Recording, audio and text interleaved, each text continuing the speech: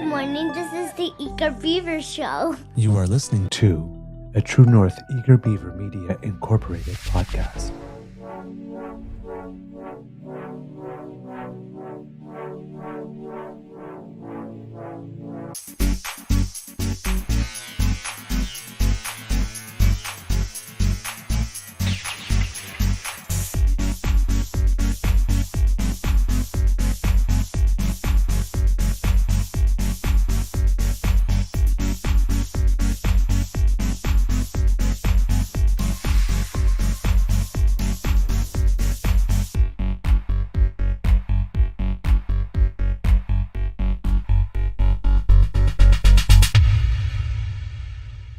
The True North Eager Beaver podcasts are proudly brought to you by our founding sponsors, the Misfit Mysteries from Corvid Moon Publishing, your source for science fiction, fantasy, and cozy mysteries featuring a broad diversity of characters, CanadianTarot.com, your uniquely Canadian online eclectic tarot community, and the Peppermaster, hot pepper sauces made from farm-fresh ingredients to thrill your taste buds and expand your mind.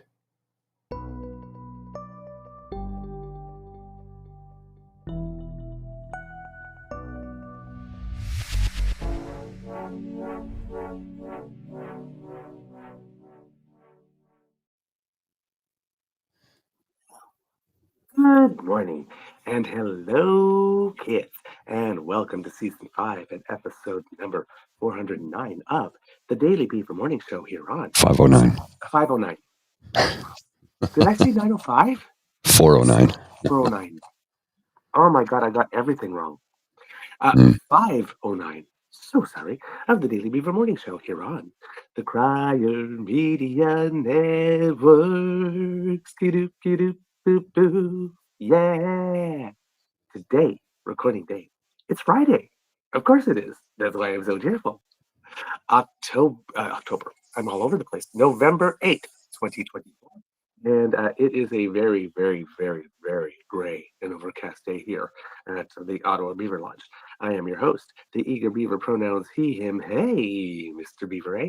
And with me, as always, is my good friend, Mr. Grizzly. And you know what the worst part of making that mistake was? Before I literally said 409, I said 509 in my head. As the countdown was going on, it's like, okay, what show is this? And I still got it wrong. There you go. I need more hot chocolate. Please donate generously. All right. Today, we are going to try to do something interesting, kids and cubs. We're going to try to have an episode where we do not talk at all about Agent Orange. Because he's got no press. So I don't. I have nothing more to say about him, to be honest with you. Right. At least not today. I'm getting some feedback from you, sir. Your speakers. You got to turn your speaker volume down. I can hear myself. There's nothing else on, but hold on. No. The speaker on your...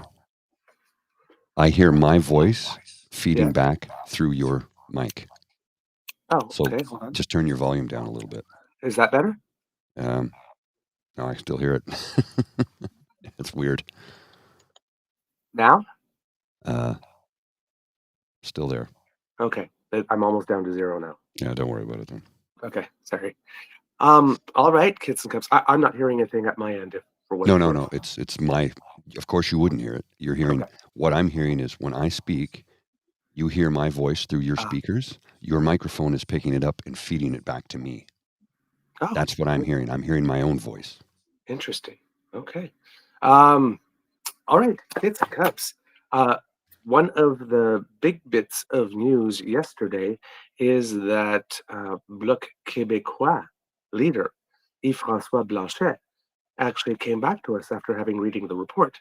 But you would not know that he had. Because it seemed to have made no news whatsoever.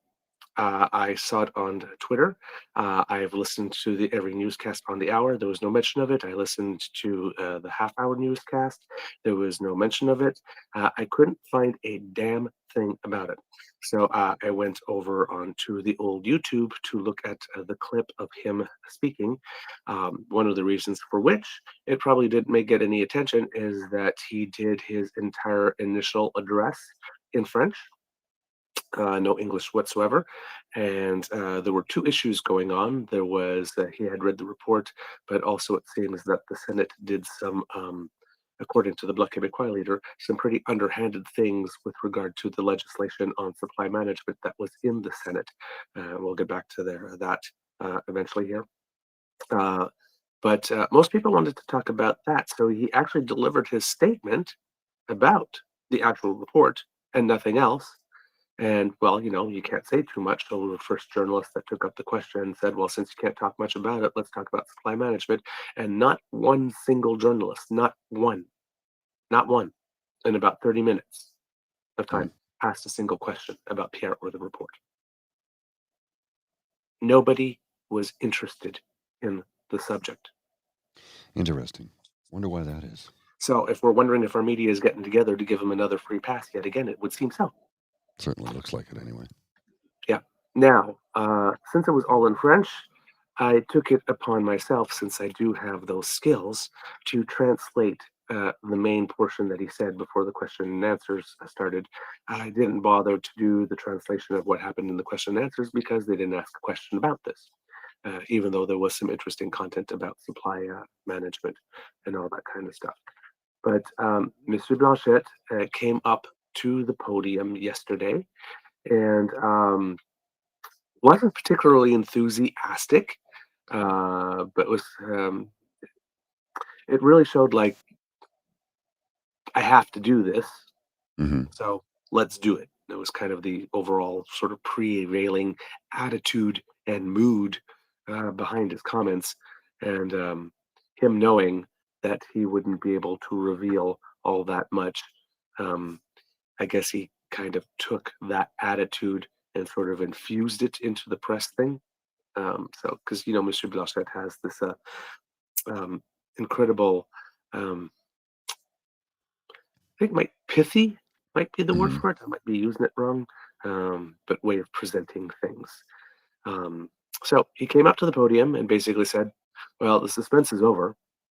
For the rest of this, I shall be totally boring because I have now familiarized myself with the now infamous report. So right away, I'm going to be boring. Still, it starts it off with that. Firstly, you can't read this thing in just an hour, so I would not believe people that said I took an hour to read it, and here are my conclusions, because this is not a light pre-bedtime read. It's not exactly the document that you would leave by your bedside table. Right? So not a light read, right? You can't just go in and look at it for 1 hour and say, okay, I've seen it, and here's what I have to say. It is substantial and dense, and to my mind, it is rather well done, but I'm not an expert in these matters. So, of course, I will have to eventually go back and consult it some more because I would like to be able to perform a more in-depth analysis of its content. And I also have some questions that I would like to ask, and they most likely will need time to get back to me on those. That said, related to the matters that are of interest to us and of which I can speak, which is pretty much nothing, I can confirm that there are things that seem to me to have been things that have been said publicly that are contrary to the spirit of the documents that we signed before being able to see the report. So Blanchet is saying that based on his short perusal of the report, and he does need to go back, that those who have seen it so far, who have made comments, have made some comments that might go beyond that which, according to him, he claims he's been told he's allowed to say or not say. So that's kind of an interesting bit here. Goes on, says, we are not to suggest either by positive or negative information or inference that which is in the report. The report lays out that which we could reasonably expect a report from an intelligence agency that is substantive and well-written. Once again, in my opinion, it eliminates the difference because interference, and when we say interference, we mean spying. It is squarely spying activities that have the objective to gain information, certainly, but also to be able to influence decisions, which has always been the case ever since before the Cold War. So I guess he started a sentence but didn't actually finish it. So if I was to guess there, he was finishing by the full thought in that sentence, and this one is just speculation because nobody asked him about it, is that, how would I put it? By going outside the bounds of what the report, what he's been told he's allowed to say or not, it blurs the line between interference and influence. Hmm. Right? Everybody's trying to have influence. It's the interference part that's the problem.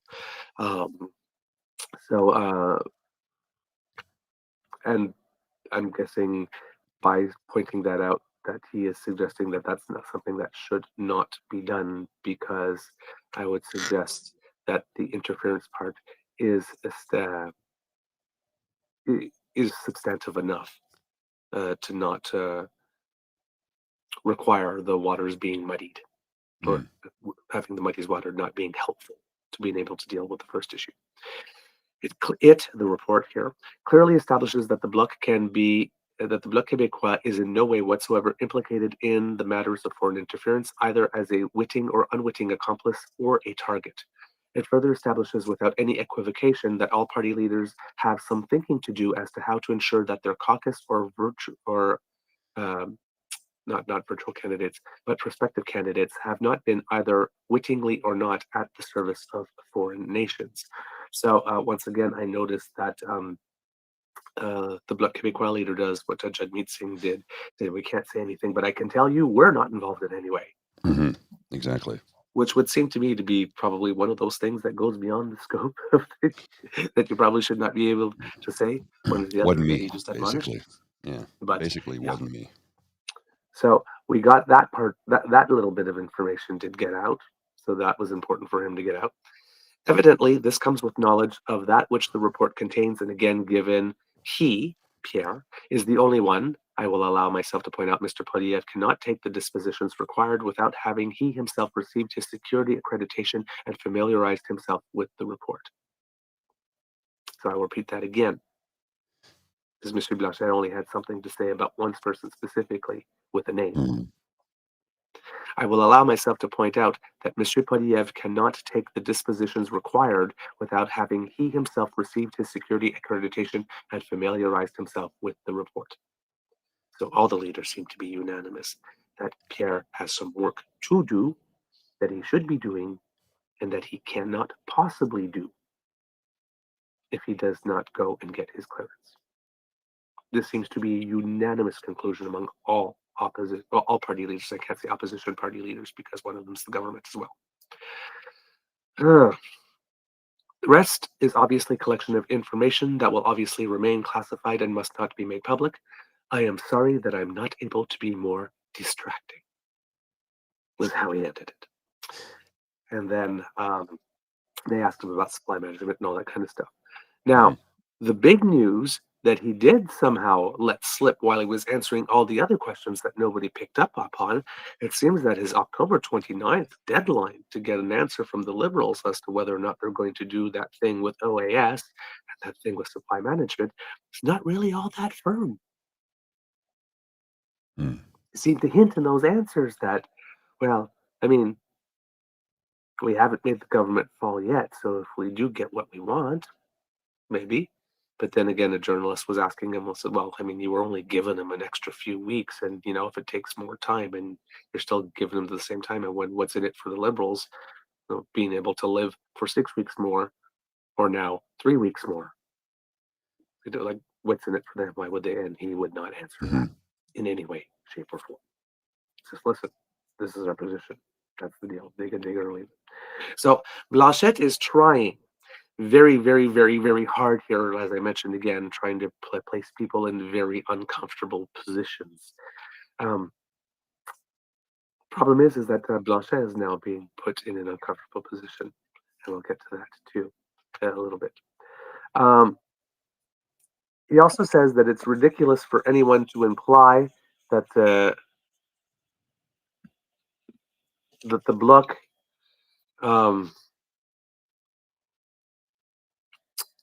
how can I put this? Can be not exactly sure how to formulate this thought. Let me ponder that one, and I'll get back to you, because I don't want to say something that tell tales out of turn. Well, that could imply that someone does not have proper motive when that's not what I'm trying to do. But the words that I'm thinking of have an edge to it that make it seem that something underhanded is going on, and I don't want to put that forward.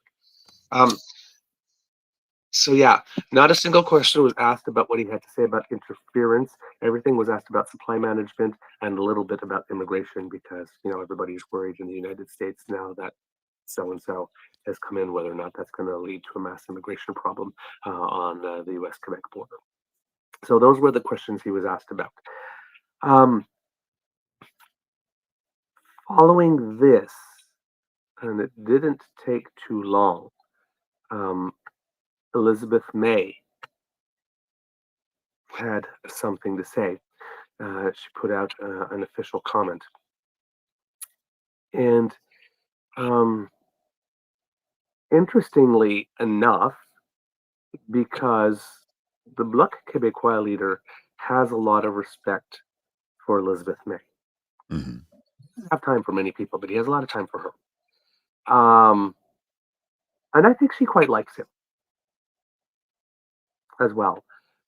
So this was a bit of a surprise, but in one way, but in another way, it isn't, because that which we know to be true of Elizabeth May is that she'll just say the thing. And you can count on her to say the thing. It can be popular, it can be unpopular, but if that's what the situation is and that's what the deal is, she'll just outright and say it. So the Green Party of Canada put out a statement yesterday. Yesterday's announcement from the Bloc Québécois reveals a concerning disregard for Canadian interests and democracy. As we await a crucial report on foreign interference in Canadian politics, the Bloc's threat to force an election before the Canadians have access to the truth prioritizes political gains over national interest. The Green Party believes that Canadians deserve to be fully informed about foreign interference before the next election to ensure the integrity and transparency of our democracy. We will continue to uphold these values by ensuring Canadians have full access to the information they need to participate in our democracy. So that was a clever little move from Elizabeth May over here, because yesterday during the press conference, the Bloc Québécois leader made it very, very, very, very, very clear that it would be a mistake for anyone to suggest that the Bloc Québécois is propping up the Liberals. But they are. Mm-hmm.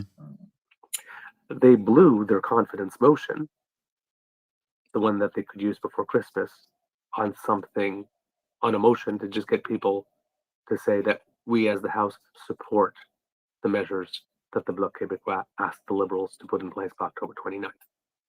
They already asked the Liberals to do it. The Liberals do it or they don't. They don't need a motion from the rest of the parties to be able to bolster that or give that a little more energy on the line. So they've completely squandered it. The Conservatives squandered theirs. For the most part, I think they got two left, and the NDP hasn't used theirs yet. So the Bloc Québécois can't call the confidence motion. They say that they will vote for the first one that comes along, but they won't vote if it comes from the Conservatives and has any mention of climate change or something about secularism or language or whatnot. It has to be clean resolution, so there are more exceptions to get out. His October 29th deadline may not be as firm as it was. He just suggested in this press conference, though nobody picked up on it and asked him about that.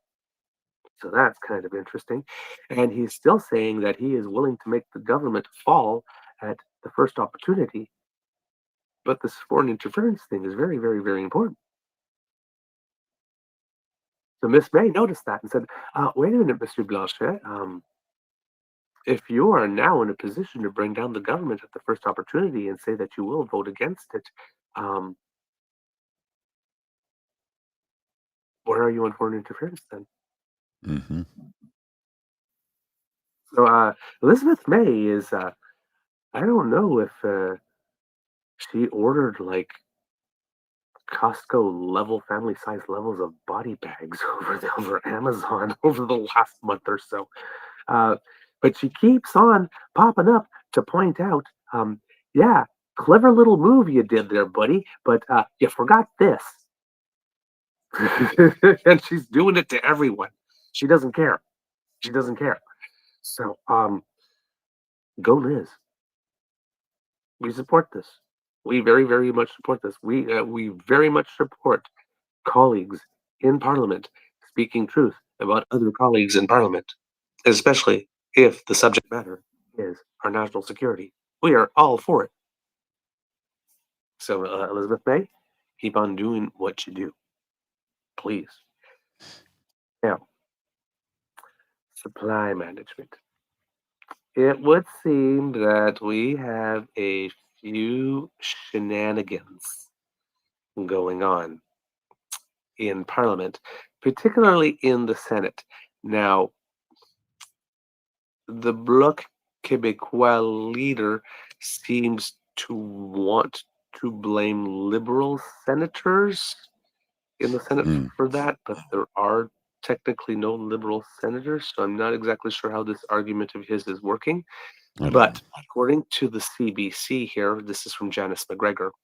Senators on the Foreign Affairs Committee amended a controversial agricultural trade bill Wednesday, putting it on a path back to the House of Commons. And sorry, just a little aside here, speaking about amendments, the Conservatives yesterday or the day before yesterday, I think it is, re-amended once again their parliamentary motion of privilege. So the hijacking of Parliament so that no subject matter gets discussed other than this continues. The Bloc Québécois in the press conference suggested yesterday, said, my phone number hasn't changed. So if somebody did want to take the supply management bill that is probably coming back to the House from the Senate to actually be discussed, he's perfectly willing to help the Liberals override the motion of privilege, at least temporarily enough to be able to get the supply management bill through. So, but I noticed that Mr. Blanchet isn't picking up the same damn phone to say, hey, let's make this happen. My phone number hasn't changed. Liberals could call me. That's very, very passive aggressive. Mm-hmm. Just saying. The private member's bill proposed by Bloc Québécois MP Luc Thériault, C-282, would prohibit Canadian trade negotiators from making future concessions, opening up protected dairy, egg, and poultry markets. And the government of Quebec really wants this passed now that so-and-so has been elected leader of the United States, because the dairy farmers in the Midwest really want supply management gone so that they can flood Canadian markets with American milk that has, all the hormone type stuff in it that we don't allow in our milk here. So just that is going on. There is constant and sustained pressure from the United States to get us to ditch that policy. As American dairy farmers continue to agitate against Canada, the Bloc's bill is meant to protect Canada's industry from any more financial losses. But with US President-elect Trump heading back to the White House, standing up for these farmers risks a trade war capable of inflicting economic harm far beyond these farm commodities, as I just said. Quote, it is not a bill about supply management, but rather about trade policy, Senator Peter Harder told the committee as he moved the successful amendment. I believe we need to de-risk this bill. Thériault and the Bloc's agricultural critic Yves Perron responded Thursday by accusing senators of sabotaging the bill. They said it's now clear that members of the committee were biased and intended to kill this bill, not improve it with their review. This amendment would nullify the intent of the bill, which they said is unacceptable, especially in the context of the results of this week's U.S. election, which they believe put Quebec's agricultural model in jeopardy. Bloc leader Yves-François Blanchet lashed out at senators, accusing them of putting, quote, a knife in the back of their own population for the sake of other countries when they should be focused on protecting fair prices, quality, and safety for domestic consumers. Quote, I am optimistic about how the Senate will deal with those odious proposals. I am quite confident that the amendment will be beaten and the original version of the bill will be adopted by the Senate, and that will be the end of it, not for the sake of any political issue, but for the sake of people who need this feeling of safety for the business they manage on a daily basis, Blanchet told reporters. It seems that Blanchet's optimism was not properly placed because it seems, from what I can tell, that the bill is going back to the House of Commons and was not just approved in the Senate. It is rare, but not impossible, for the Senate to reject a report from one of its own committees. At an event in Toronto, International Trade Minister Mary Ing said the government had only just seen this amendment, but it stands by the legislation that passed in the Commons and will continue to protect supply-managed sectors. In French, Foreign Affairs Minister Mélanie Joly said the government will study the amendment and then take a position on it. A small share of market access for foreign competitors was the final card Canada had to play over the last decade to land major trade deals with the European Union and Pacific Rim trading partners, and it was a critical factor in efforts to placate Trump during the 2018 renegotiation of the North American Free Trade Agreement. If I'm not mistaken, I think Canada offered the United States the same things it had offered the EU and the CPTPP countries when they negotiated that, but nothing more. But don't take that one to the bank for me. That's just from recollection and memory. I haven't re-looked at the fact on that.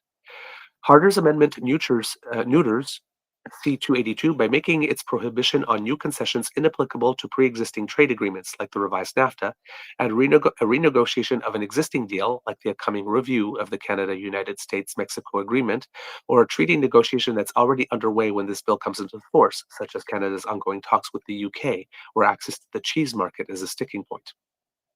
The amendment was approved by the committee in a vote of 10 to 3. Mark Gold, the Liberal government's representative in the Senate, participated in the committee's review of the legislation and voted against it, consistent with Ng's recent letter to senators urging them to pass the bill quickly. So it seems that the federal government is on the same side as the Bloc Québécois on this and wanting to pass the bill quickly without any more amendments. So that the Bloc Québécois leader is suggesting that Liberals are the ones that are, at least in the Senate, trying to stall it, is a little inconsistent, at least with the federal government's position on that. There were more than enough independent senators around the table who shared Harder's concerns and backed the amendment. Quote, while the committee respects the will of the House, the committee does not agree that this bill represents sound public policy, said Senator Marty Deacon, amplifying concerns expressed by many of the 52 different witnesses who testified before the senators this fall. 4 more people than the Commons Trade Committee consulted when it approved 282. So basically, the senators decided that they were bringing in way more witnesses and doing a way more in-depth investigation than the Commons Committee did, which the Senate can do. And that's one of the reasons why the Senate has value, because, for example, if some parties are trying to pass things through with minimal vetting, the Senate could turn around and go, yeah, you guys didn't look into this well enough. We'll do it for you. Mm-hmm. All right? So that's one of the good services that our Senate does provide, especially with sober second thought. And since they don't have to be elected, they can actually speak truth to power when they do that. In addition to Harder's amendment, the committee is adding an observation to the bill when it reports back to the full Senate for its final votes to make it explicit that this move should not be interpreted as a lack of support for farmers. Interesting. Conservative senators noted there were only 4 senators casting votes who were not appointed by Prime Minister Justin Trudeau and suggested the Liberals were undermining this bill through the back door of the Senate because they did not have the political will to vote against it in the House. So that's what they're claiming, because the majority of the senators have been appointed by Trudeau. Therefore, it's Trudeau's fault if the senators that he appointed don't do the thing, which is just silly. Just silly. The committee, quote, wishes to make clear that it has taken no view on supply management in Canada and has focused its decisions on this legislation's impact on Canada's crucial trade relationships as an export-oriented nation reliant on trade, the observation says. So basically, it's not that we don't support farmers, it's that this could have far more and far greater unforeseen impacts on the trade relationship, and we need to study that more before going ahead. Is how they're trying to frame this. The legislation passed the House of Commons with broad support from all 4 political parties. Only a few Liberals and a few dozen Conservatives voted against it. But as with any private member's bill, the road to passage is slow, particularly in the Senate where non-government bills are not prioritized for debate. Earlier this fall, in an effort to hurry up legislation that resonates with the Bloc's rural base, Blanchet made its passage one of 2 conditions the Liberals needed to meet by October 29th in order for the Bloc to continue to vote against motions of non-confidence in the House. When that deadline wasn't met last month, Blanchet announced that the Bloc would work to defeat Trudeau's government. And that paragraph contains an important piece of information here. It says, in an effort to hurry up legislation that resonates with the Bloc's rural base. That's why the Bloc has put it in, right? Because the Bloc dominates in rural Quebec, but they are being challenged a little bit by other parties, so they want to secure that, so they're going for supply management.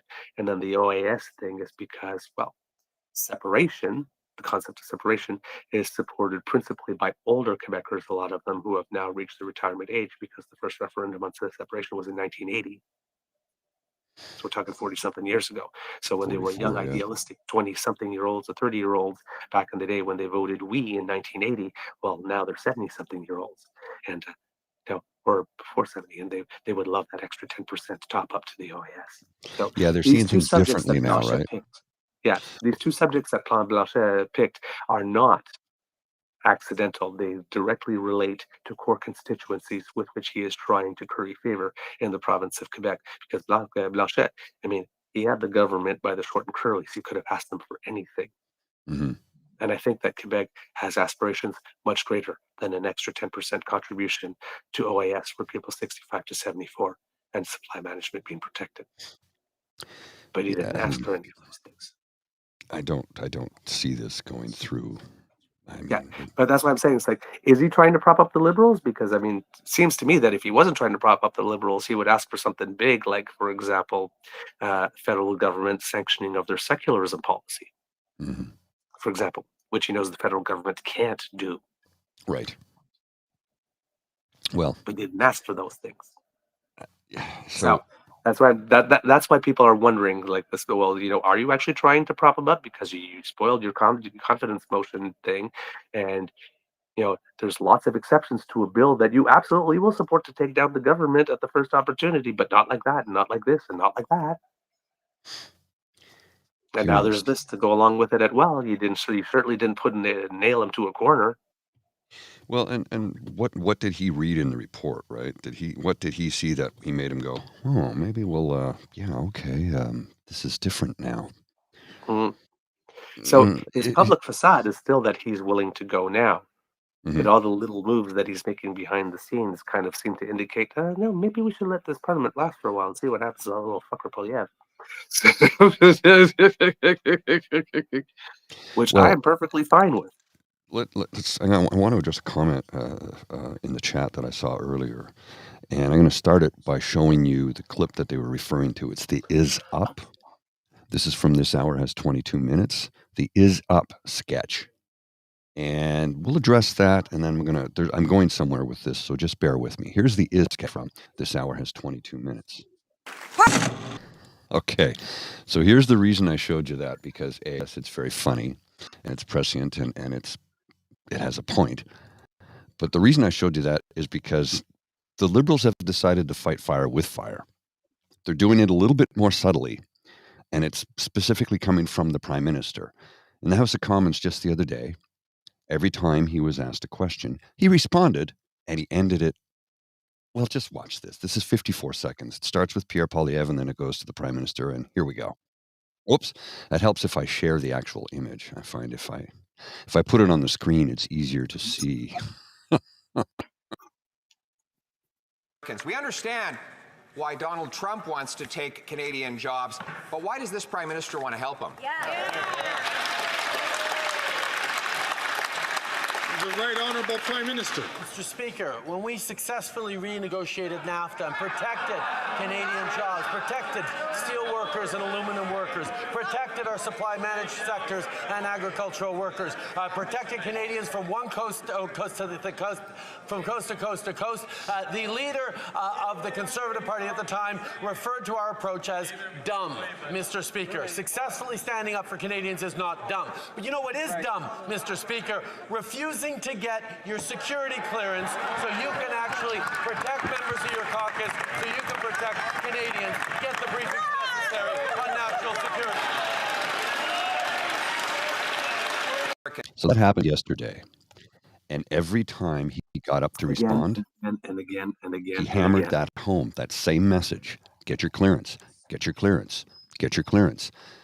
Which is interesting because yesterday Pierre Poilievre tweeted this, and I'm going somewhere with this, so hang on to the boat. Grab onto the goggles and hold tight. So National Post, a company that belonged to Federal Employment Minister Randy Boissonnault, said it was Indigenous-owned while bidding on federal contracts. Pierre Poilievre says, this man is a total fraud, start to finish, and he is the Liberal Employment Minister. Well, that's slanderous to begin with. And then our friend David Wallace says, really, Jeff? Let's talk about the dead intern or the mail order wife with the money laundering uncle who washes cash for the FARC. Then we can talk about good old dad, Jerry Berry. When you live in a glass house, don't throw rocks. To which I responded, mayhaps why he refuses to get his security clearance. I'm just asking questions.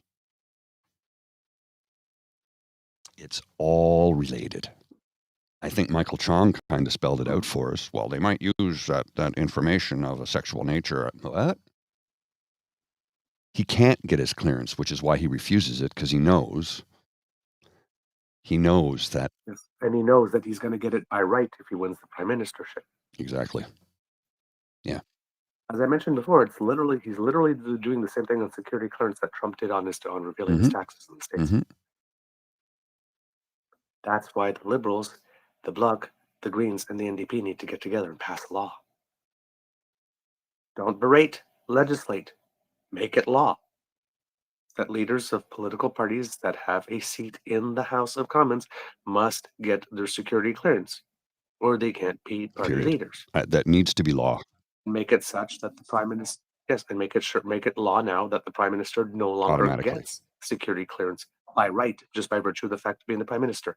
Anybody, all leaders of the party need to qualify it for their own, on their own, under the supervised system that we have with national intelligence It oversight. needs to happen. It has to happen. And if they can't get it that way, they can't get it at all.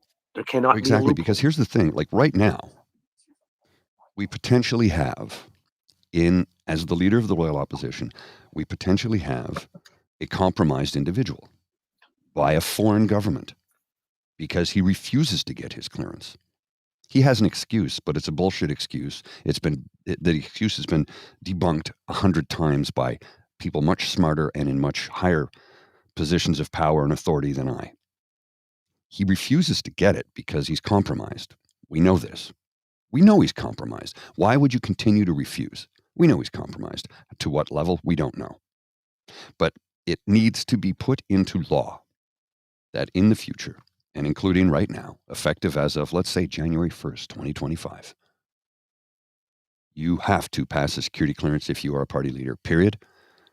And if you're a prime minister, you don't get it automatically. You need to pass because that's a check and a balance there that makes sure that the person that is in that position of power is not compromised. That's the only way to do it. Keep them honest.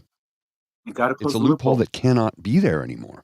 It really can't because it jeopardizes our security of the nation. It jeopardizes our security relationships with the Five Eyes, with NATO, with every trading partner.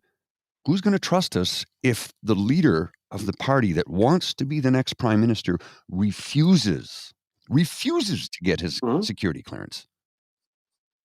Yeah. I can't refuse to get my clearance and get a job in any government agency or walk into a government building for that matter. I need to have minimum, I have level 2 secret. I'm not top secret.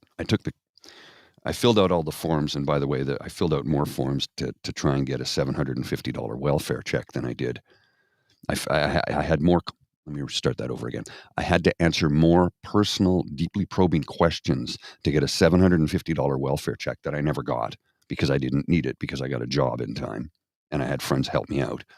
But I answered more questions to get a $750 check from the province of Ontario than I did to get top secret clearance to work at a project at the RCMP HQ. So first off, I'm citing two things here. One, I can get my clearance, and I will happily get it if I need it. I already have my secret level 2. If I need top secret, I'll go and get it. First thing. Second thing is we punch down on people who are poor and in positions of vulnerability. When they need help, we run them through the ringer on asking questions about their personal and private lives just to get $730. What am I saying? $730.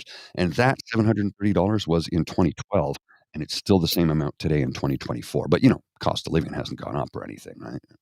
Nothing's gone up. Yeah. He needs to get his clearance or he needs to be removed. Period. End of story. End of story. Yeah. You can't be. Yeah. We can no longer rely on. Yeah. We can no longer rely on the honor. No. It's trust but verify. Well, and this is why we need to start looking at parliamentary privilege because they abuse the hell out of it daily. Telling bald-faced lies in the House, knowing that they're lying. They know they are. Parliamentary privilege. Now, we got to change the rule around that because that's become a loophole. Parliamentary privilege was meant so that if you said something in the House and you didn't have the correct information in front of you at the time, a long time ago, remember, before we had 24-hour access to all of the human knowledge, these little things, all human knowledge right here, access to it. So it was meant so that if you made a mistake because you didn't have the correct information at the time, you couldn't be held in contempt. But now you can spot check and fact check right there while you're sitting there in the House. So that parliamentary privilege, that needs to be reined in because they lie to you daily. in the people's house, the House of Commons. We're the common people, right? The House of Commons. Not for royals, for commoners. That's what the House of Commons is. So it's got to change. It's got to change. I hear you. I don't know how we can go about doing that other than writing to our member of parliament and saying, listen, here's a problem. This needs to change, and it needs to change now. Just saw a compliment from I saw that. I got to grab a coffee. I'll be right back. Yes. So thank you for the compliment. Like, compliments about how gorgeous my face is will get you everywhere. Allegedly gorgeous my face is. I will not claim it myself, because then that's just bragging and it's unattractive. But if you all say it, that's quite fine. Now, going back to the article that I was reading for you here with regard to the supply management. Even if MPs get back to legislating at some point, because they have to get over the filibuster, and that's what the comment that was there was a comment in the chat as well with regard to making this law with regard to security clearances. That one, I think they will have no problem getting over the filibuster if somebody actually proposes it, because again, the Bloc leader and the NDP leader and the Green leader all seem to agree that he should have it. So it wouldn't be very hard to get either one of the Bloc or the NDP to say the Liberals, yeah, for the next, I don't know, 3 hours that will take us to pass this, or 2 days, we're going to suspend the privileged motion, and then they can get back to it so that we can do this one thing. The mechanism does exist. They just have to have a majority. It has to be done on case by case for the bill, and there has to be the majority of the House that agrees to suspend. Mhm.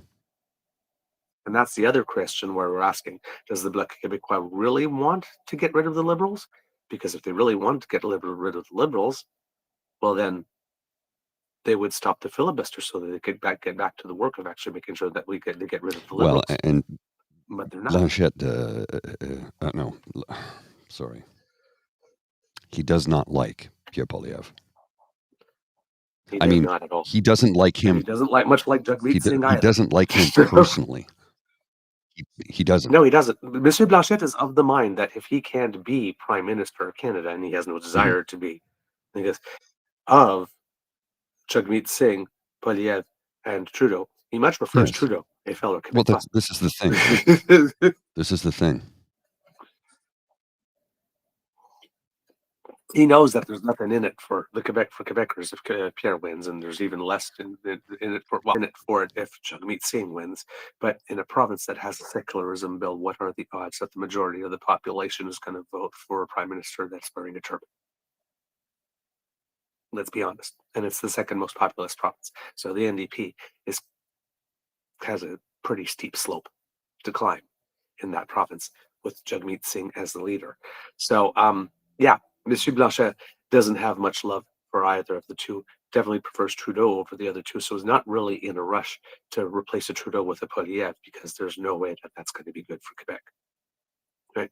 So I'm sure that Monsieur Blanchet would certainly love having a little more time to go by so that he can curb stomp Poilievre all he wants and maybe get a couple of assists from Trudeau in May and Singh along the way to try to diminish the popularity of that party in Quebec. Now let's see what else it says here. Another confidence motion risks pulling the plug on this parliament even sooner than that, spiking private members' bills like this one. The Senate's sober second thought on C-282 began long before Trump's return to the White House was confirmed, but as escalating trade threats may focus minds on the economic harm Canada may trigger for other industries by provoking American anger with another layer of dairy protections. Quote, I don't think C-282 has really been on the radar for many policymakers in Washington, D.C. beyond people who focus specifically on the U.S.-Canada relationship, said John Dickerman, the Business Council of Canada's Vice President for U.S. Policy. Quote, if that bill passes, that will change immediately, and I think it will cause widespread concern among policymakers in D.C. with responsibility for trade.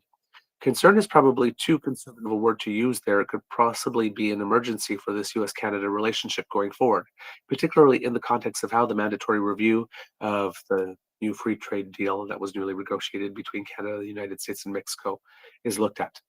Carlo Dade, the director for trade at the Canada West Foundation, recently returned from meetings with Trump campaign insiders in Washington and described the threat in even harsher terms. Quote, "It's a red flag being waved at the table. You're unnecessarily putting a target on our back," he said. Well, maybe then you should have passed that earlier, senators, rather than dragging your heels for over a year. You think? Just saying.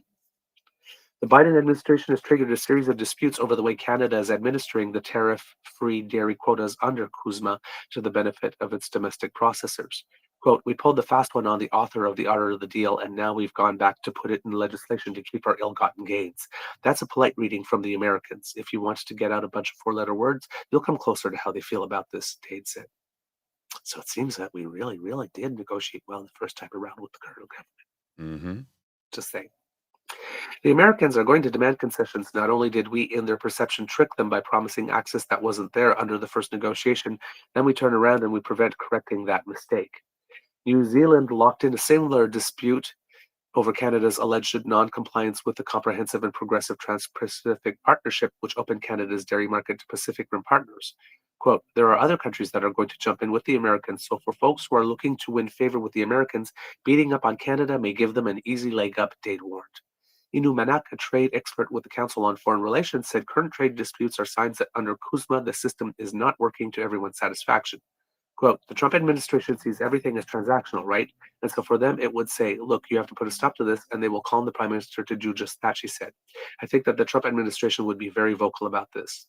I think what we're getting to is a place where United States and Canada relations on trade are quite tense, but they're tense because both sides are sort of not willing to compromise anymore."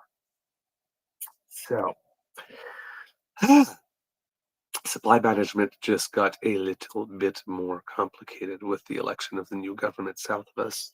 And yes, those games that the senators played because it was a private member's bill in terms of not passing it sometime last year is now coming back to bite them on the tuki. On the tushy, I should say. Not There's a reason why you do things as quickly as possible while making sure that everything is thorough and meticulous. Because you never know what's around the corner that can upend stuff. So frustrating, these people.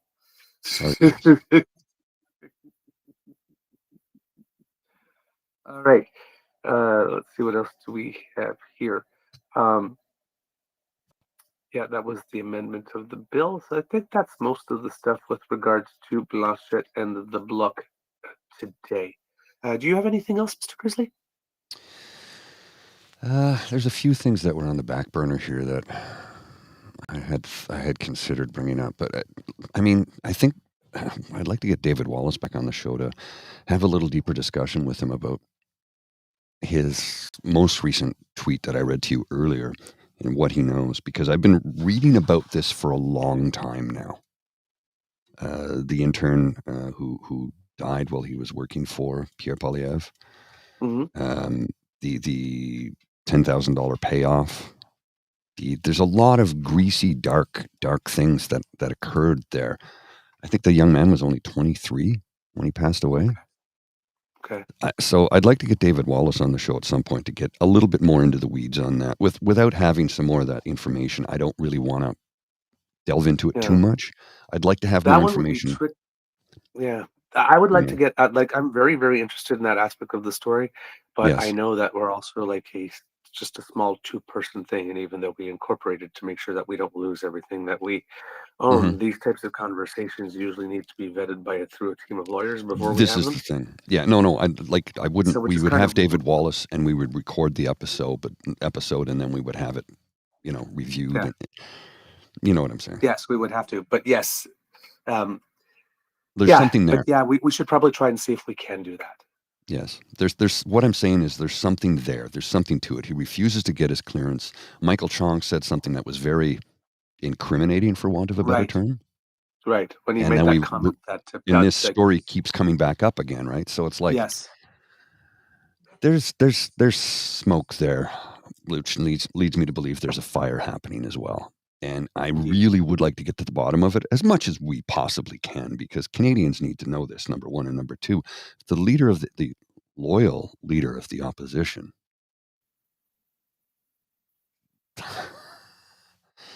is compromised and is mixed up in strange Allegedly. circumstances surrounding the death of a young man, allegedly. Allegedly.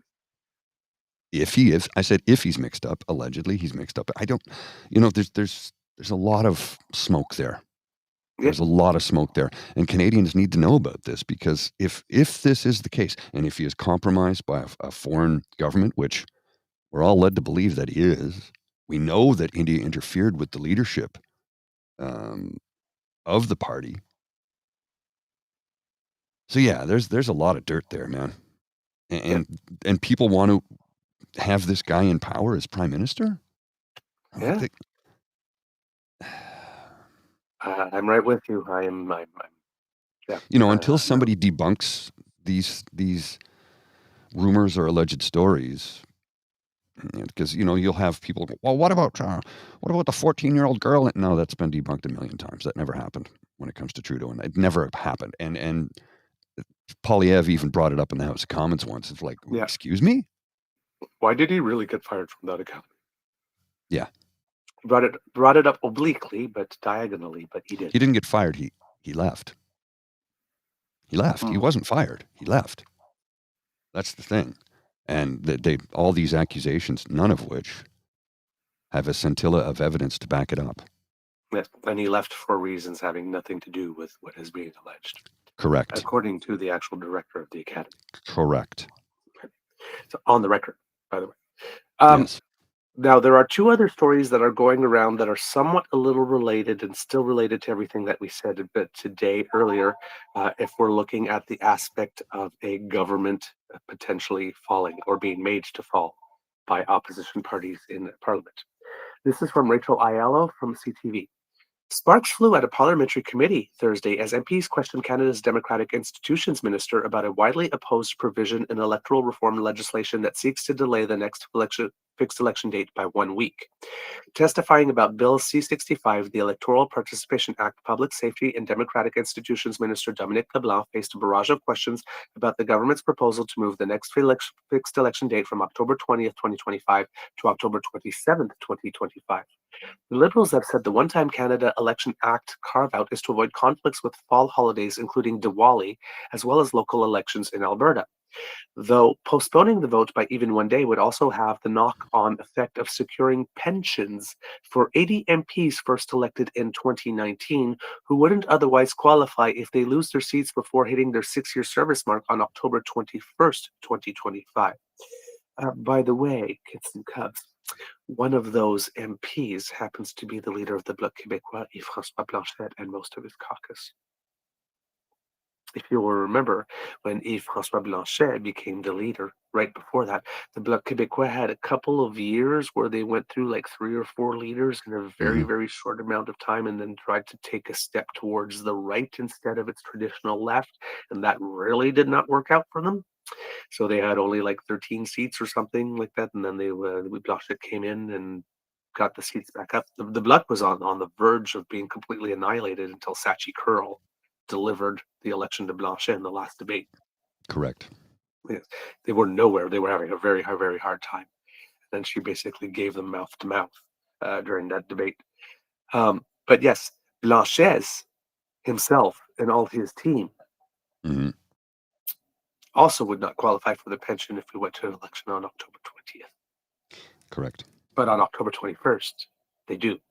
Right now, the fixed election date is set for October 20th, and the federal government wants to push it back. And I'm sure the federal government also has a certain number of MPs that were elected in the 2019 election that would benefit from that as well.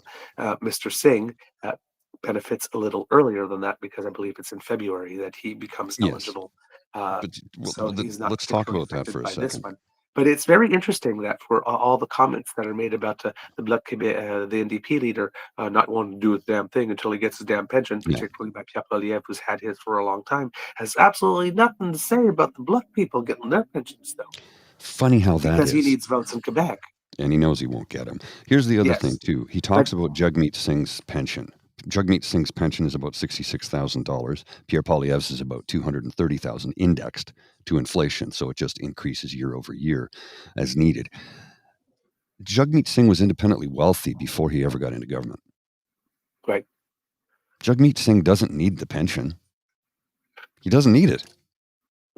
He's already got a lot of money. The man's rich. What, you think you buy a Rolex on a... Carry a Louis Vuitton bag? Yeah, no. Yeah, He was exactly. independently wealthy before he ever got into office. And people get mad. Well, he's got a Rolex. So I have an Omega. He had it before he got into office. He was Yep. a wealthy, successful lawyer. He has He some had enough family money money for a behind him too. Rolex before he became an MP. Before he's an MPP, Okay. before he ever got into government, he already had enough money to buy a Rolex first. So, when people say, how can he possibly, what? Just because you have cash doesn't mean you don't care about others. That's the one thing. Like, I know wealthy people who actually give a damn. Mhm. I know wealthy people who have been lifelong social democrats, for want of a better term, card-carrying members of the New Democratic Party of Canada, wealthy. Yep. And they say, I think my taxes should be increased. I already have more than enough. Mhm. Let's give some to others. There are people out there like that. Mhm. The problem is our next door neighbor has a nation of people who are mine, which is what the Conservative Party of Canada is, the Reform Party. Me, I got mine. I don't give a shit about you. Right. The big difference between the Liberals and the Conservatives are the Liberals, it should never happen to anybody. And the Conservatives didn't happen to me, so I don't care. Right. Exactly. That's largely what it is if you sum it up right there. Another thing I read about this not too long, well, actually a few years ago, and I read it again recently, was that the Conservatives are always about, well, we can't give out this program because people might get it that don't need it. Oh, okay, so we're going to punish those who do need it because a few people who don't need it might get it. Whereas the Liberals are like, no, just feed everybody, man. Feed everybody. Sure, there are people going to get it who don't need it, but we're going to help so many that need help. Yep. And that's it in a nutshell. Yep. Indeed. Now, while all opposition parties came out against the change, Minister Dominique Leblanc stated, quote, he will happily respect the will of the committee if it leaves the date as it stands. The provision appears unlikely to make it into the final version of the legislation. But it didn't stop the opposition MPs from challenging Leblanc about the change. During the hearing, Conservative MPs suggested the real motivation of the proposal was to protect the pensions of 22 Liberal and 6 NDP MPs, though the Conservatives have most MPs, 32 whose pensions would potentially be on the line. Mm-hmm. Yeah, sure, Conservatives. It's about the other guys. Yeah. Quote, whose idea was it to pad your pockets? Was it your idea? Was it the leader of the NDP's idea? Conservative MP Michael Cooper Blacks during the Thursday meeting of the House of Commons Procedure and House Affairs Committee. LeBlanc replied by congratulating Cooper on asking a question he can use in a clip for social media and accused the Conservatives of displaying, quote, supreme arrogance and suggesting none of their MPs are at risk of being defeated. In many respects, the legislation was a co-production with the NDP tied to a now-defunct two-party Supply and Confidence Pact, though Singh secured his seat in a 2019 federal by-election months before the general election, so his timing for securing a pension is not the same. During the hearing, Conservatives also questioned LeBlanc meetings he had with top New Democrats in advance to the legislation being tabled. Quote, we just got information minutes before this meeting let's try that again. We just got information meeting before this third time. We just got information minutes before this meeting start, in fact, of secret meetings that did take place. There was NDP headquarters representative that got a meeting with the Prime Minister's office, staff from your office, and Elections Canada to get information and briefings behind the scenes only revealed afterwards, Conservative MP Eric Duncan put to LeBlanc. And so? LeBlanc replied by calling Duncan, quote, a very experienced sleuth for unveiling what he said were, quote, routine meetings of senior officials. You find it shocking that parliamentarians work together in a collaborative way. We think it's something that Canadians would find very positive, LeBlanc said. The Bloc Québécois also challenged Leblanc on the fixed election date change provision of the bill and the potential for other calendar conflicts if the federal vote is moved back 1 week. There are 19 Bloc Québécois MPs, more than half their caucus, who could stand to secure pensions if there was an election later than presently scheduled. The Bloc leader, Yves-François Blanchet, had actually stated he's ready to help Conservative leader Pierre Poilievre bring Prime Minister Justin Trudeau's minority government down and prompt an early election, something Leblanc pointed out in his response to Bloc MP Marlene Gill. Quote, I take note that you want an election right away, but irrespective of the date we choose, there's going to be tension, LeBlanc said in French. We are doing the best we can, and the good news is that the voters are very resilient. NDP MP Lisa Marie Barron confirmed Thursday that once the committee finalizes hearings from witnesses, she will propose an amendment during the clause-by-clause review to strike out the proposed date change. Noting the tenor of Thursday's hearing, Barron said she anticipates the acrimony over the so-called pension protections, which she called an unintended benefit, will, quote, be resolved. Liberal MP Sherry Ramondo told her colleagues that should an amendment be advanced to keep the current election date, she'd be prepared to support it. We've been focusing a lot on the date, but there's so many more important things, Ramondo said. The bill tabled in March also proposes a series of election law reforms aimed at making it easier for Canadians to vote and harder for bad actors to meddle. Government House Leader Karina Gold recently put a motion on notice seeking to expedite the committee's work and the subsequent rounds of common scrutiny should the current privileged filibuster that's stalling work in the House end. So there we go. Now, the other thing that goes with this is this side here. Are we going to have an election soon? Maybe not, because Probably according not. to Christopher Nardi of the National Post, support for federal New Democrats in British Columbia and the Prairies is dropping at a concerning rate for leader Jagmeet Singh, a new poll suggests, despite recent gains by his provincial counterparts in Manitoba and Saskatchewan. The Post Media Léger poll finds that the NDP's popularity has dropped 2 percentage points nationally to 15%. That's almost annihilation. Since the last poll on September 30th, Conservatives remain at 42%, the Liberals are at 26%, a 1 point increase. The Bloc Québécois national support bumped up to 2 points to 9%, translating to 36% popularity in Quebec. But digging deeper into regional variation shows a problematic trend for the federal NDP. The poll suggests the federal NDP support in British Columbia has fallen to 19%, a 10-point drop since late September, when it was at 29. It also shows the party losing 4 points in Manitoba and Saskatchewan Prairie region from 25 to 21%, and about half of the seats that the NDP currently has in Parliament come from British Columbia. So a 10-point drop makes it quite likely that Jagmeet Singh is probably the least enthusiastic of all the party leaders to go for an election now. I think Justin Trudeau would rather go now than Jagmeet Singh at the moment, and things aren't looking great for Mr. Trudeau either at the present moment. The NDP support remains unchanged in Ontario, Quebec, and Atlantic provinces. Quote, they have to do well in British Columbia, quite frankly. They have a lot of seats in that province, and they have a bit to be worried that the federal Tories are going to start encroaching into some of their areas. And that's a statement by Léger Vice President Andrew Enns. Enns said the drop is all the more remarkable given that the recent boosts in popularity for the provincial NDP parties, both Saskatchewan and Manitoba. In October 2023, the Manitoba NDP won government after nearly 11 years of progressive conservative rule. Last month, Saskatchewan NDP leader Carl Lebec led her party to its strongest showing in nearly 2 decades, winning 27 of the province's 61 ridings. In BC, the provincial NDP was able to win re-election with a thin majority last month, although it lost seats from the 2020 election. Enns says that Singh is likely pondering why those provincial NDP brands did relatively well while his federal brand is struggling. Because they don't like you. You're a bad leader, and the federal brand is different than the provincial brand, which is now progressive conservatism. And you have decided to make the entire identity of your party about what's going on in Palestine and Israel.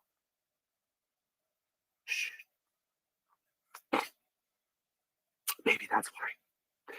The NDP and Jagmeet Singh had trouble connecting with Canadians for quite a while, Enns added. The new poll also suggests the rise in the Bloc Québécois popularity in Quebec suggests the party is eating into liberal and conservative support there. Quote, Conservatives can't ignore that because they have between 10 to 12 seats that they want to continue to hold in Quebec, Enns said, and it obviously gets very difficult for them to grow that number if the Bloc Québécois keeps going up.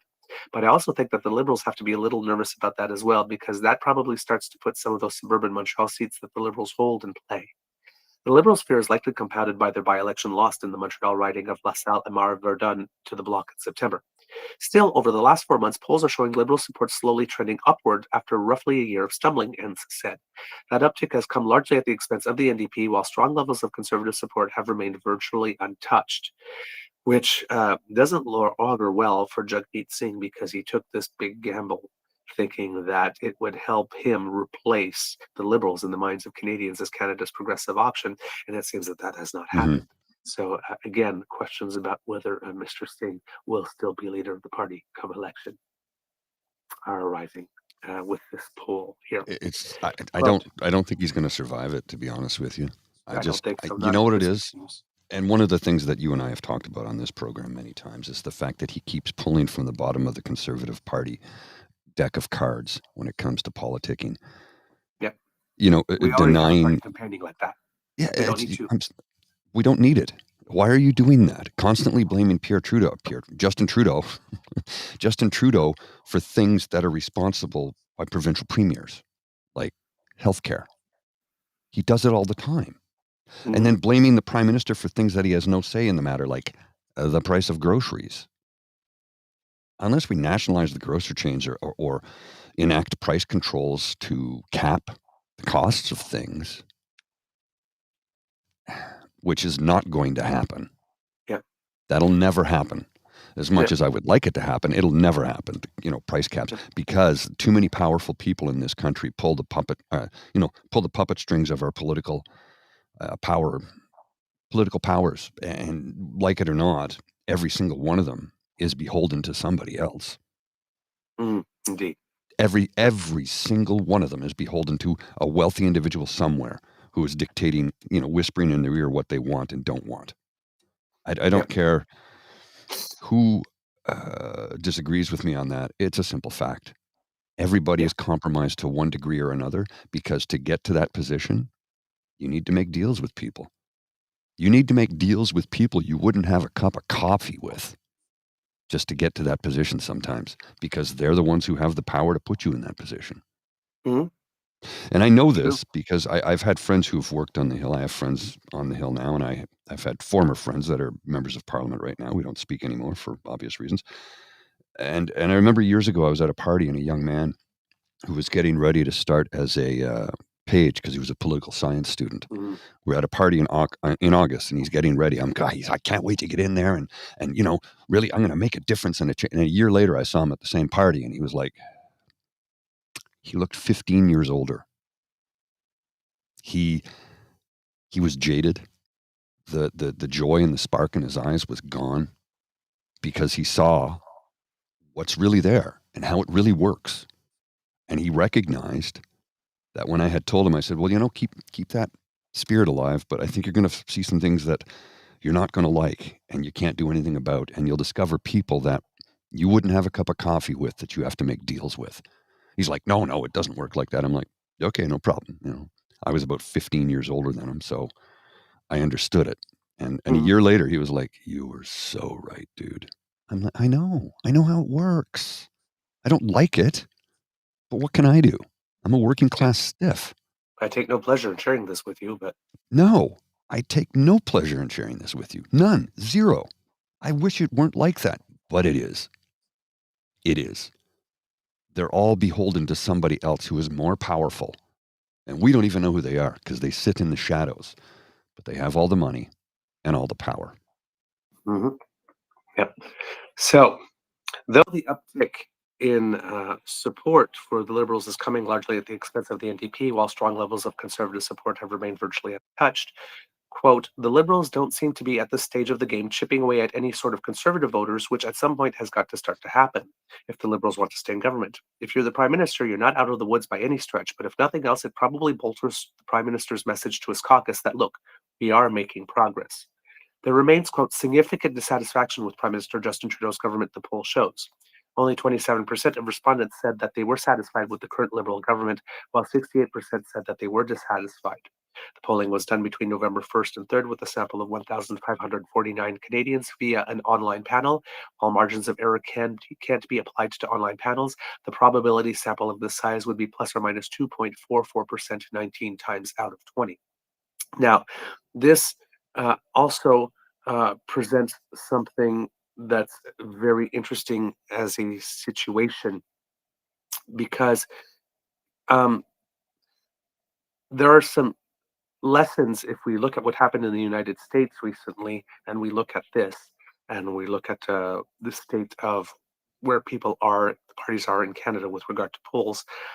There seems to be a message going out there that the issues that are considered more left, like, for example, protecting trans rights, the Israel-Palestine issue, all that type of stuff. While they are very important to the populations that are directly concerned by them, are issues that are not rating at all with the electorate. In particular, if we're looking at the United States, right, majority white electorate, and the specific portion of the electorate that is not college educated. Why are you talking about trans rights that affect 0.1% of the population, with rather about like how I can afford my dinner or pay my rent? So if the liberals do want to win the next time around, while childcare is nice and pharmacare is nice and trans rights are vital, and doing right by what's going on in the Middle East so that the greatest number of innocent civilians, regardless on which side of the border that they live, can actually continue to live and could actually even maybe prosper and thrive, it's of little concern to anyone that's going to the voting booth. They want to pay their rent, they want to pay their mortgage, they want to be able to get a home, they want to be able to buy food, they want to be able right? to cover healthcare and education costs. And that's pretty much all they're focused on right now. So the liberals have to try to find a way to pivot away from those issues that all the conservatives keep on saying are virtue signaling. Not that they're important. They're not important. They're still important. They still need to be in the platform. You still need to act on them, environment and all that kind of stuff.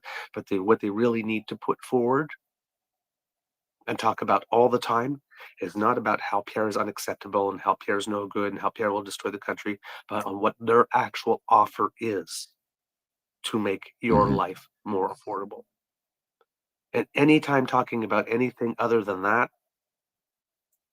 people are not receptive. It's not receptive. So if the Liberal Party has some progressive conservative bona fides, like Wab Kinew had, like Carla Beck had, like David Eby had, and even like Susan Holt has, they're not going to go anywhere. They need to present an economic agenda that's specifically focused on the kitchen table and focused on rural Canada and focused on single young men. Oh, agreed. That's the path forward. Again, for those who have other issues, who would like to be front and center, it's probably not great for you because you're not going to hear about what it is that you want to talk about. But if you want a government next time around, after the next election, that will not systematically destroy everything that is Canadian about Canada, then we got to start talking about money. Well, speaking of money, did you know for the first time since, let's see, the first time in a few years nothing now. else going on with the rent. Well, the rent has gone down. Yes. Average asking rents declined nationally on a year-over-year basis for the first time in more than 3 years in October, said a report out Thursday. The report from Rentals.ca and Urban Nation found average asking rents across Canada sat at $2,152 in October, down 1.2% from the same month in 2023, the first national decrease since July 2021. The decline is mainly concentrated in Canada's major urban centres, with cities like Toronto, Vancouver, Calgary, and Montreal seeing rent decreases. This is good news because the rent is too damn high. Yes. I mean, the rent is too damn high. I can afford to stay where I am only because I've been here 14 years and it's rent controlled. Because the building was built in 1959. But if the building was built in 2019, they can jack it as high as they want because Doug Ford said so. Oh, yeah. Yeah. And fortunately, with the lowering interest rates, hopefully cost of living in terms of lodging will become much more expensive. Yesterday in the United States, the U.S. Fed dropped its rate by 25 basis points. One more time. In Canada, there's one more rate cut, I believe, in December before the end of the year. And still the markets seem to be suggesting that in Canada, it might be a 50% 50%, 0.5% cut again there. I'm not so sure about that one. Right now. I'm still leaning more on the 25 there as well, because 50 would give us yet another quarter percentage gap with the United States, and I think that we're trying not to have that much bigger of a gap. But it will depend on economic numbers coming in, because the U.S. job report that came in last time, even though it was positive in terms of the numbers, was way, way, way lower than people had expected. So, and especially if we are looking at the potential beginnings of another inflationary period and potentially a recession coming our way with President Trump. So I'm not sure how much distance between the United States that the Bank of Canada wants to cover, but economically, there definitely is a case for the Bank of Canada to go a full 50 this time around, Well, because so we're still behind the curve. as per this report, city by city, Toronto recorded the largest annual decline in asking rents for apartments in October. Just a second here. There it is. Sorry, I'm just going to drag that over here so it's easier to read. Toronto recorded the largest annual decline in asking rents for apartments in October at 9.2% to reach an average of $2,642. Vancouver saw an 8.4% year-over-year rent decline to an average of $2,945. Yikes. While Calgary apartment rents fell 4.7% to $1,995. In Montreal, average rents were down 2.9% at $1,987. Ottawa apartment rents held steady with a 0.4% annual increase to reach $2,207. Of course, Ottawa went up. Yes. Well, Of course we're a it rather did. recession-proof city. So. It really is, right? I mean, even when the recession hits hard, the federal government tends to spend on local businesses that serve the nation's capital and the nation, because you have to understand there's an awful lot of IT industry in this city. Yeah, This is Silicon Valley North for a reason, right? Yeah. I mean, Canada is built on IT, basically. So, pretty much. yeah.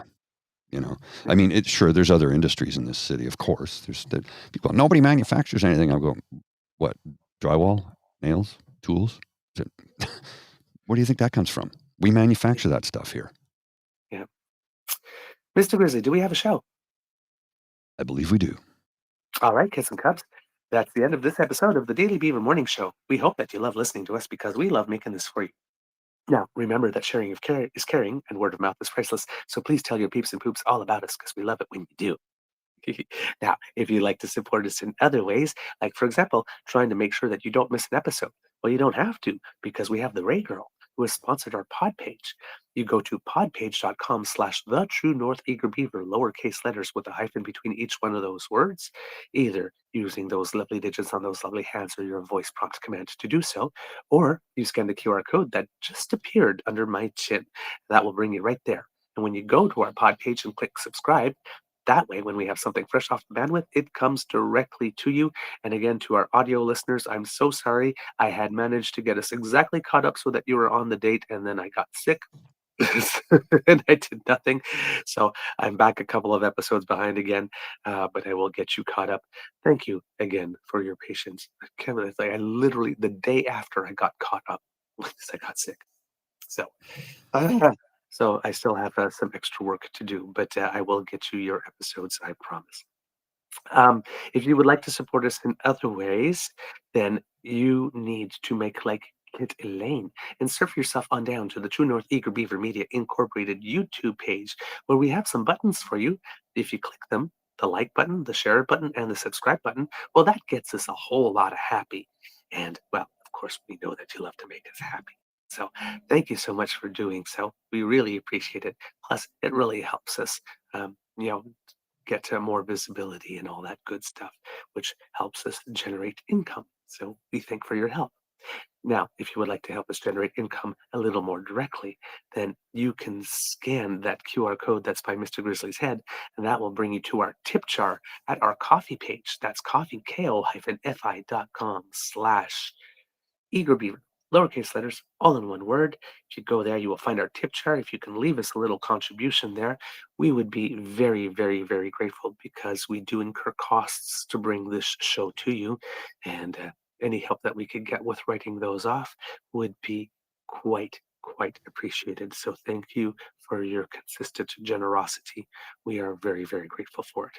Now, if you're not able to contribute financially, please don't worry, because the gift of your participation is the one that matters the most to us, and we want to hear from you. So please write to us at truenortheagerbeaver@gmail.com, on our Twitter feed at trueeager, at our Facebook page, True North Eager Beaver, and if you're listening on YouTube, right down here in our comments section. We do try to read everything, even though we can't answer everything. Then please, if you do have people in your family, you yourself, some friends who served in our armed forces, and you would like to give them a shout out or thank them for their service for our Remembrance Day special, or you would like to tell us what it is that Remembrance Day means to you and why it is that you observe it, please do tell us what it is by sending us a short message at truenortheagerbeaver@gmail.com, and we will read them into our Remembrance Day special and activities and all that kind of stuff. So please do write to us and let us know what this means to you. It's very important to us, and we would like to be able to share your thoughts with our entire community. All right? Thanks for all your help with that. Because democracy is something that you do. If you are in Nova Scotia, please plan your vote. It would be really nice if we could flip one more province.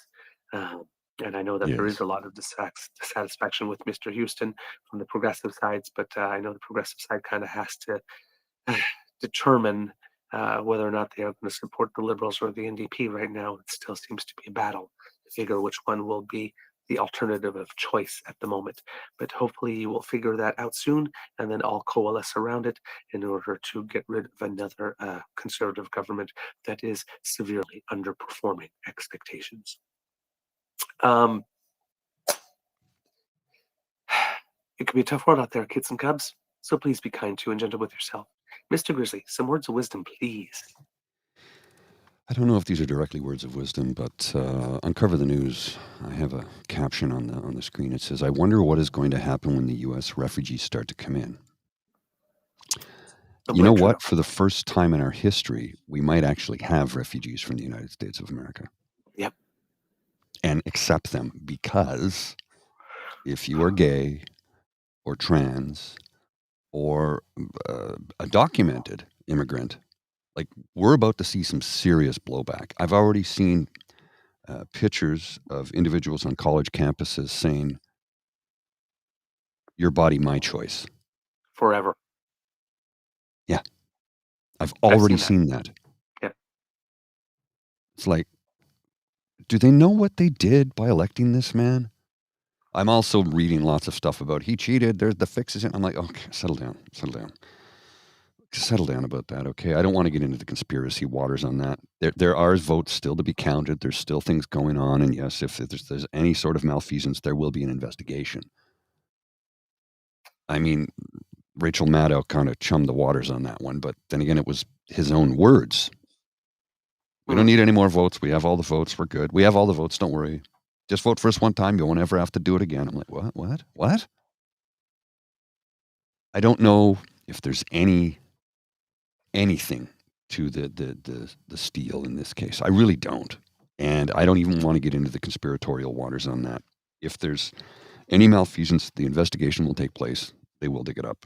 But in the meantime, we may very well, for the first time in our history as a nation, have refugees from the United States of America, because their life could be very much in danger or jeopardy due to the fact that there's some pretty dangerous rhetoric going on in that country right now. Yep, there is. I've seen a couple of things since the election that are, if the people actually meant them, that's pretty scary. Yeah, exactly. Yep. There's some scary things happening right now. What? Oh, ow. Why do you have to put your paw right there, sweetheart? Every time, never fails. I love you, but please get better aim. My God, I have legs. Put your paw there. Not. Yeah, thank you. Okay. Just a minute. Oh, she needs to go to the thing and do the yes. So Mademoiselle Lola needs attention. yes, she So, does. Mr. Grizzly, I think it is time to cue the cock. I believe you are correct, sir. You are listening to a True North Eager Beaver Media Incorporated podcast. The True North Eager Beaver podcasts are proudly brought to you by our founding sponsors, the Misfit Mysteries from Corvid Moon Publishing, your source for science fiction, fantasy, and cozy mysteries featuring a broad diversity of characters, CanadianTarot.com, their uniquely Canadian online eclectic tarot community, and the Peppermaster, hot pepper sauces made from farm-fresh ingredients to thrill your taste buds and expand your mind. We are grateful to the Crier Media Network for its support, Pete Jarvis for our artwork, and Paul Joseph Something for our opening and closing sequence music.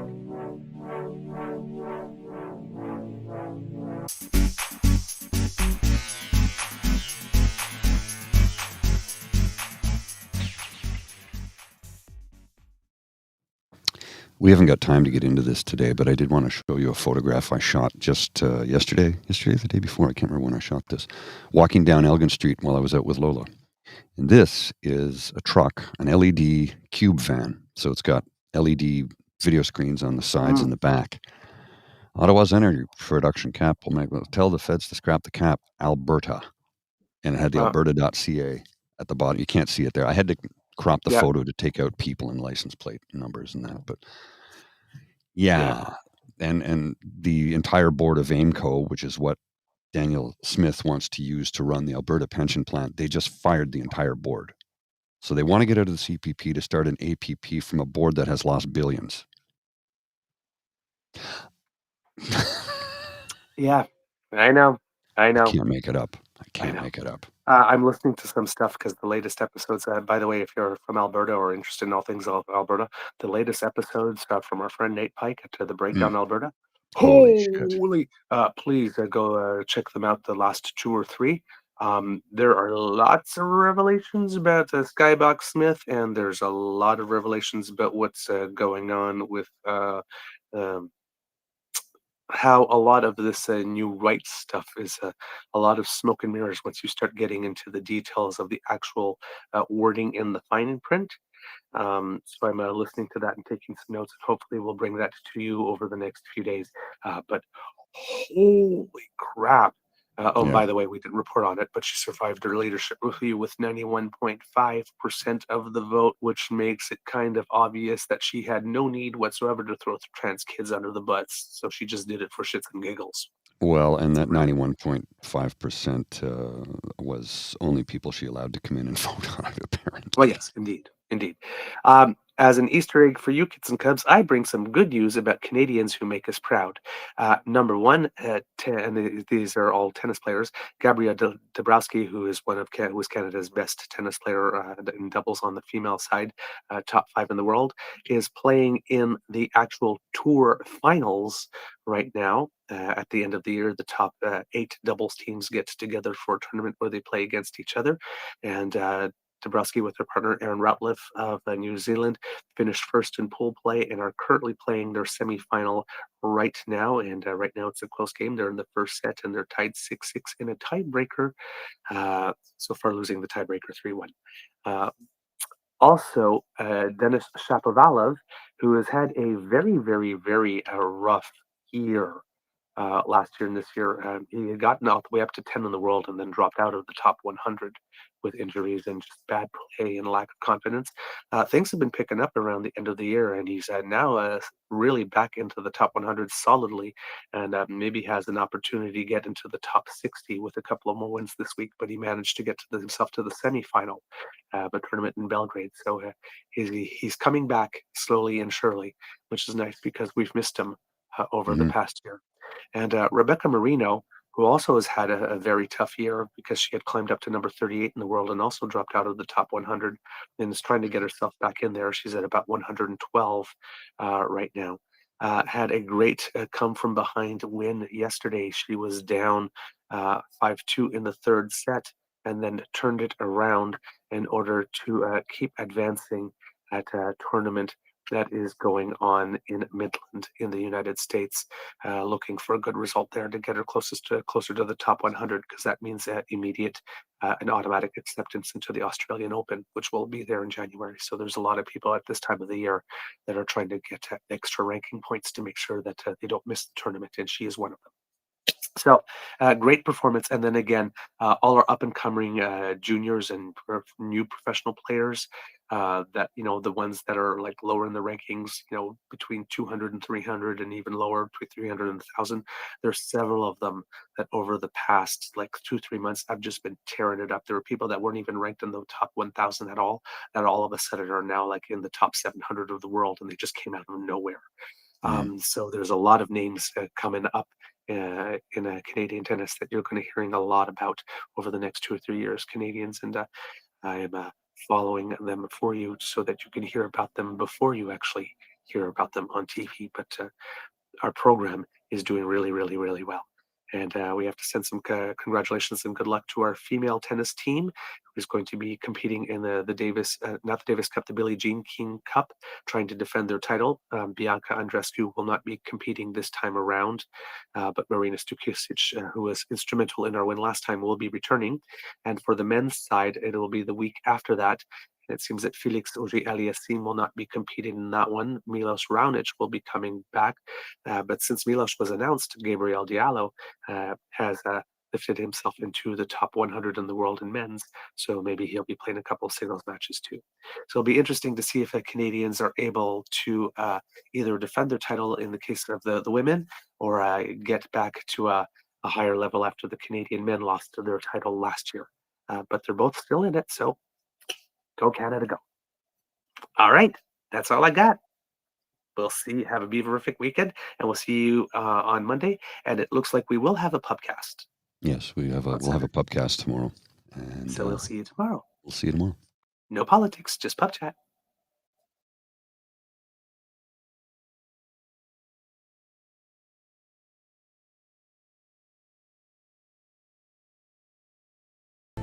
Welcome to the place where everyone knows your name, where everyone's your friend, where good times are had by all.